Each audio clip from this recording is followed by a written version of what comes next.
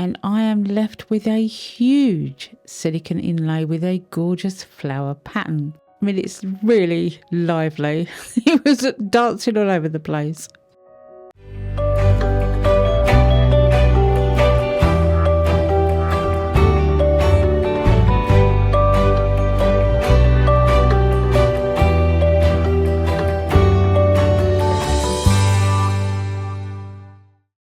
Hey, welcome back to my channel. It's Wendy here from Toonpish Crafts, and I hope you're doing okay. Now, you may remember a couple of weeks I made a small silicone inlay from a huge piece of faux leather. Well, I couldn't stop there. I had to make the huge silicone inlay from the faux leather. So let's see how I got on with this huge silicone inlay and what I end up making with it.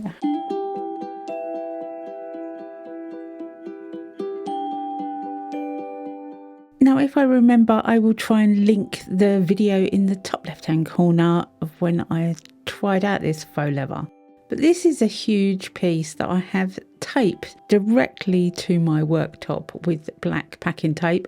And I'm just going around the outside edge with some hot glue just so it's got a lip so the silicone won't run away. Now, this is huge, but it's not the biggest you could do. It's the biggest I could fit underneath my camera on my worktop. You can go bigger than this. I'm going to use Let's Resin silicone rubber for this. This is their 15A, and I have a discount code for Let's Resin that's on the screen. It'll also be in the description box below, together with a Canada discount code, which I have just acquired, and I'm so happy about that. Australia, we haven't got there yet, but I'm hopeful for the future. So I'm going to use about 140ml for this pour. I have no idea if that's going to be enough, but I think it might be just. It's only got to be thin. I mean, it's literally got to be really thin. So I'm using 70 of part A and 70 of part B. It is equal parts, this silicone rubber. And although I'm not keen really on the colour, because it's more green than blue, however, that doesn't really matter. It's good silicone and it does work. So I give it a good stir. So it's part A and part B are completely mixed. When it's stirred, I'm just going to pour it out and hope for the best. Now, my worktop isn't perfectly flat. It used to be when it was first made, but it is a few years old now, and it does sag. All wood will sag. And although it's very heavy duty kitchen appliance worktop stuff, it will still move. So sadly, mine isn't flat anymore, and I don't have a big enough levelling table to put this on.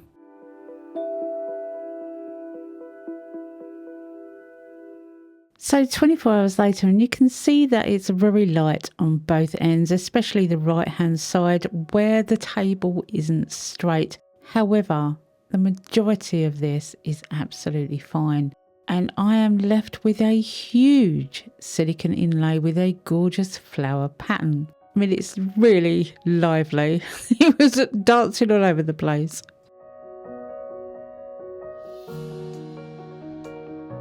And just to show you, the faux leather was really unharmed in this entire process. Although a little did seep underneath the back, it came away from the hot glue and the tape without any real detrimental effect, apart from that little bit at the bottom. And that was just really where I missed the hot glue and I didn't get a good seal. So now I have my huge silicone inlay, and I've decided not to use a mould because I don't have a mould big enough. I've decided to use a plastic tub lid. You could also call it a tote lid. I think they call totes in America. Now I'm actually trying this out on the top of the lid, and I end up turning it around and putting it on the inside, but I just basically wanted to see if it would fit. And I'm happy that it fits. So before I actually put it in there to use it, I'm going to colour it.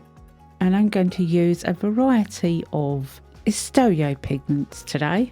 These all come from a box set of Estoyo pigments. I think there's 35 or 36 in the box. And I'm going to use all pastel pigments. Now, I'm not doing this neatly. This is a very large area to colour. And in my opinion, if you're going to do it neatly, i.e. within the lines like you would do in a colouring book, it would take you forever. And unfortunately, I don't have the time to give to it. So what I decided to do is deliberately go over the edges to give it a more blended pastel feel. If you do it deliberately and make it an emphasis on the picture, it goes from being inaccurate or messy to being art for its own sake. Does that make sense? That's how I'm feeling about it anyway. So I'm using lots of different pastel colours from this set from Estoyo. Now, even though I said that I didn't have time to do this piece, it still took quite a while because it was huge. And I wanted to get each flower in the right place, coloured the right colour. Now, I am using my own interpretation of flowers, and there's not many flowers around that are blue, but I do like blue. And I do like purple, and so I'm going to use that as well. All I'm trying to do is to actually cover this entire sheet with colour. I don't want any bare patches at all. And yes, there are plenty of leaves in here, so they're going to have to be light green too. But I am going to leave some room between the leaves for blue. I really want the impression that there is sky between these flowers, so I'm going to go with a dark colour this time. And I'm going to use Prussian blue for the dark between the leaves and flowers. And I'm hoping that will give quite a contrast to the rest of the piece that is quite pastel. That's the plan. We can only hope, can't we? Now, as I've been colouring this piece, I have not blown off excess mica at all. I've just left it where it is. And I'm going over the entire piece with a large, very soft brush to flatten down and merge all those colours together. And as you can see, it kind of has gone from looking quite powdery to looking quite shimmery. And that's where it's being pushed onto the silicone. I then do pick it up and blow off any excess that's left.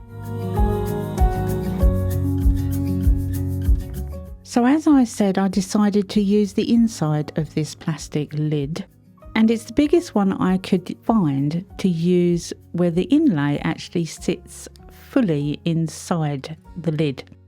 Anything bigger and the inlay would have been flat at the bottom, and I needed it to be up round the sides so that the design of the inlay goes up round the side of the piece that is cast. I hope that makes sense. I'm trying to make it so that there's not many ripples in it. It did take a little bit of working out because of the handles on the side of the lid, but I got there in the end. Now, of course, you don't have to use a tote lid or a plastic tub lid. It's just I wanted to try something bigger than the average mould, and this is what I came up with. I'm sure you could find other vessels to put your inlays in.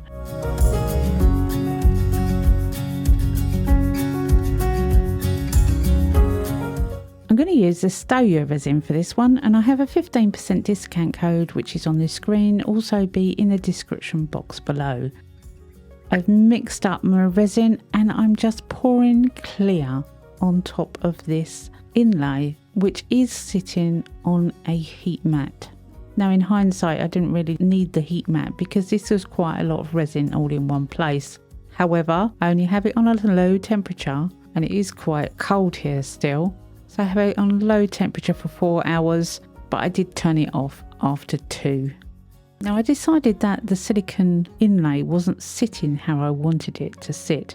So I'm using some household pegs just to put the inlay a little bit further down into the lid and hold it in place so that the resin will sit quite nicely. I spray it with isopropyl alcohol, put a few more pegs on to make sure I've got the position of the inlay where I want it, and I put it under a tent and leave it to cure.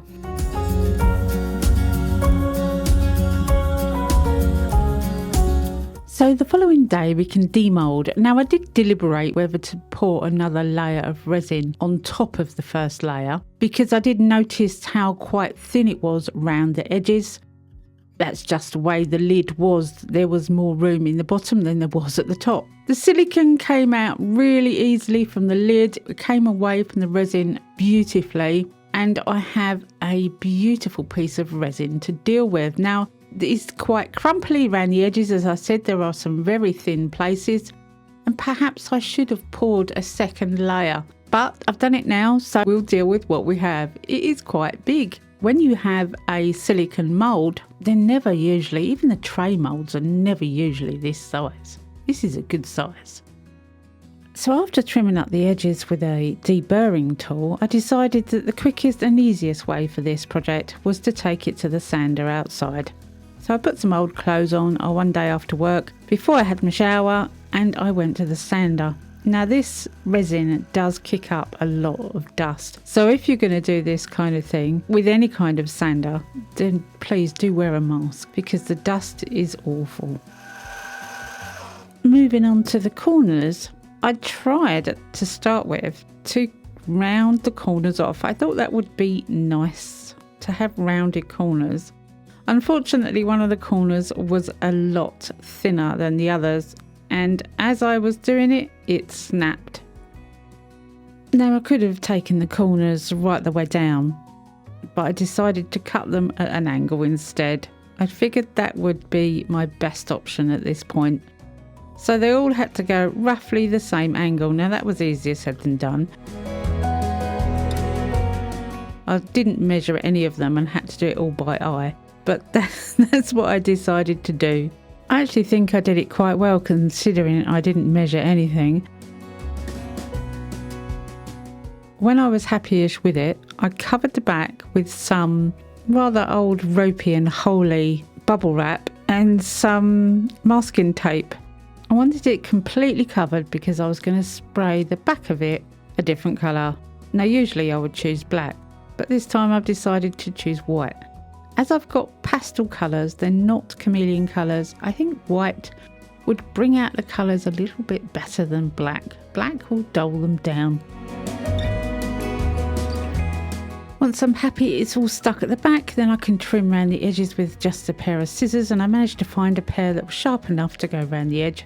I did try with a standing knife first, but the standing knife was not working. Scissors worked perfectly fine. And making sure it's as dust free as possible, the back now goes over to my spraying booth, which is on top of my tumble dryer, but don't tell anyone. And it gets a really nice generous coat of a white spray paint.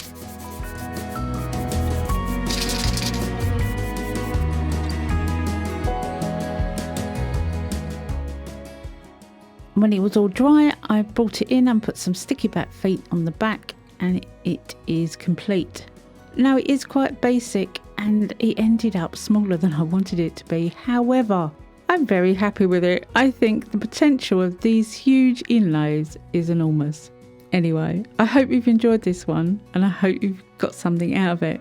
Come back and see me next week because you never know what I'm going to be up to. I never know what I'm going to be up to. Have a great week. Happy crafting and bye for now.